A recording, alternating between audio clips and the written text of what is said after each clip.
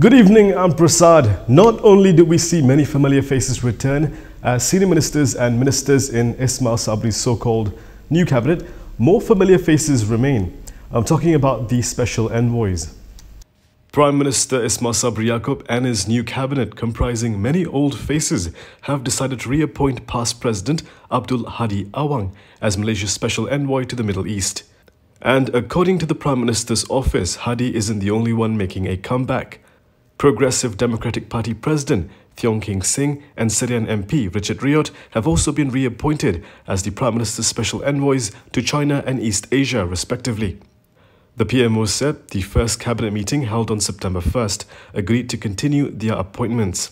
All three politicians who are also MPs were appointed to the position, which comes with ministerial perks last year by then Prime Minister Muhyiddin Yassin.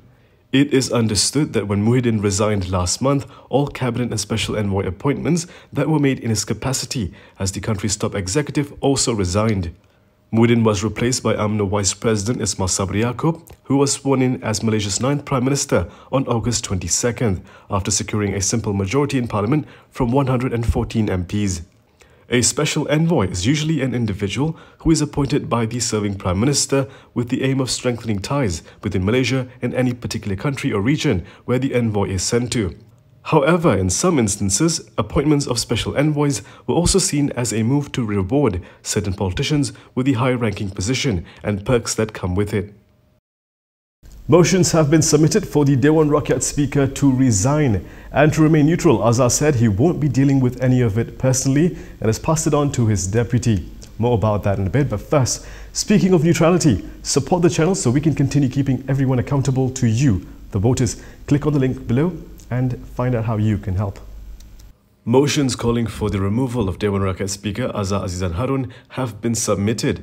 However, Azhar today denied a news report claiming that he had rejected 15 motions calling for his removal. In a statement today, Azhar said while his office received such motions, they were forwarded to his Deputy Speaker's office to avoid a conflict of interest. He said he has never interfered in any matters concerning the motions and he isn't aware of the decisions made by his Deputy Speaker. In view of this, Azhar said that the news report in question, published by Utusan Malaysia, was lies and slander designed to tarnish his image.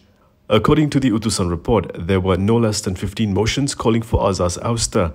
However, the report claims that Azhar has stopped it from being debated when Parliament sits between September 13 to October 12. Good news for UMNO. They'll get to keep almost 200 million ringgit. UMNO, one of Malaysia's largest political parties, will get to keep the 192 million ringgit sought by the prosecution linked to the 1MDB forfeiture suit.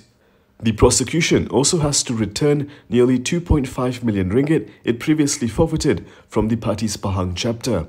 This comes after the Court of Appeal's decision today in appeals linked to the prosecution's 1MDB linked forfeiture suits involving UMNO, Pahang UMNO and several other entities.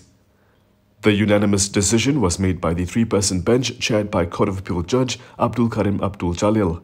The ruling was read by fellow bench member Hadaria Said Ismail.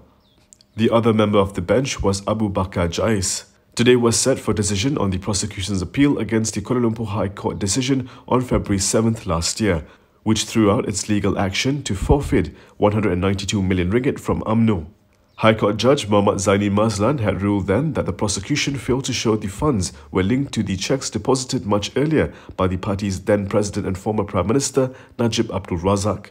The three-person bench today also dismissed the prosecution's appeal in its previous failed 1MDB linked forfeiture suits against multiple political and business entities. Papa Gomo, perhaps one of UMNO Youth's most vocal leaders, have been suspended from the party. One Muhammad Azri Wanderis, also known as Papa Gomo, has been suspended by UMNO for 6 years after he was found to have violated the party constitution.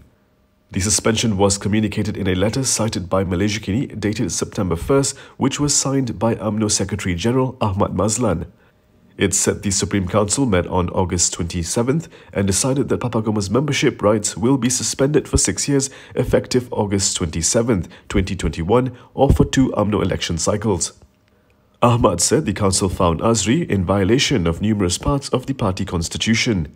This includes requirements for members to adhere to party instructions, implement party policies and adhere and respect party decisions, and preserve the good name of the party. In an immediate response, Azri said he did not do any wrong by proposing for UMNO to form a working relationship with Bersatu. He will not be appealing the party's decision. Nevertheless, Azri thanked the party but hoped it would be saved from those holding it hostage. Good Morning G-Sure is the first plant-based and complete nutrition drink made in Malaysia. It is suitable for those who are lactose intolerant. Research made by local universities found that more than 90% of our Malaysian population are lactose intolerant.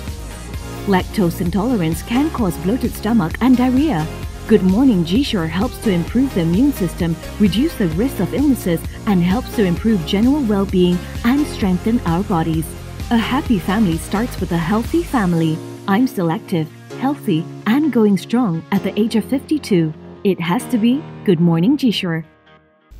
The Selangor MB has made a U-turn on the degazettement of the Kuala Langat Forest Reserve. Actually, no, not a U-turn. He didn't cancel plans to degazette it, he just postponed it. So you could say he pulled over to the side of the road to stop for a while.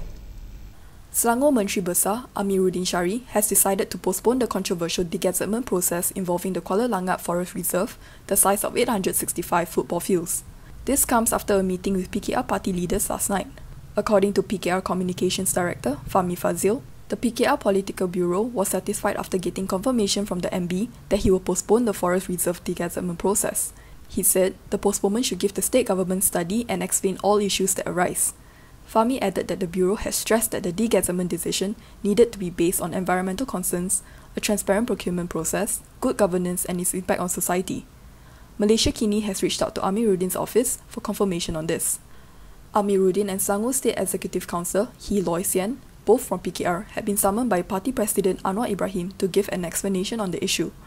He, who oversees environmental issues as part of his portfolio, told the Selangor Legislative Assembly on Monday that the state had decided on the degazettement on May 5th. The news stunned lawmakers and the public alike. Of the 991.9 hectares forest reserve, about 54% had been excised. Azalina Othman may have quit as Deputy Speaker, but she hasn't given up on pushing for parliamentary reforms. BN's Pengerang MP, Azalina Othman Syed, is looking to table a recall elections bill.